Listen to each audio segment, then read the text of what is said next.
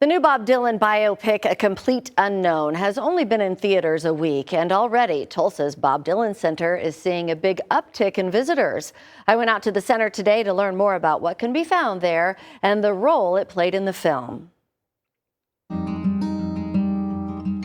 You tramped all the way from Minnesota. A Complete Unknown depicts the early 60s folk years of Bob Dylan when he moves to Greenwich Village and the subsequent rise to fame. Tulsa's Bob Dylan Center is home to the musician's archive. The film's prop staff spent a week here for research. The very kind of paper Dylan was writing on, the sorts of notebooks he was carrying around, the types of pens and pencils he would have used. Really trying to be as period specific as possible. If you go with snowflakes.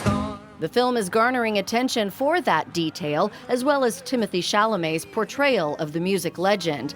Bob Dylan Center director Steve Jenkins said museum visitors can't get enough. Many visitors were telling us, I've just seen the film. Also, we've heard people coming into the center who then are planning on seeing the film later that same day. So maybe this is a primer of sorts for them.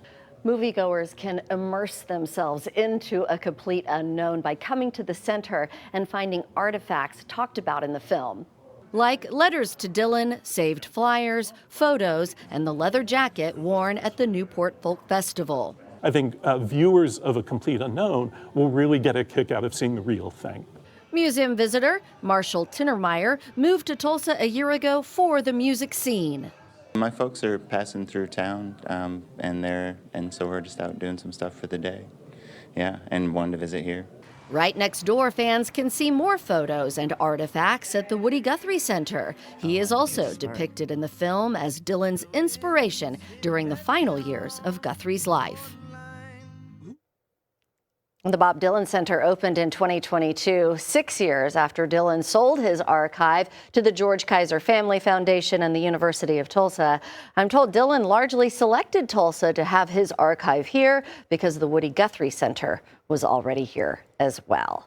Great place. Check it out. Great movie, too. And probably a good time to be inside for the next, I don't know. You tell me how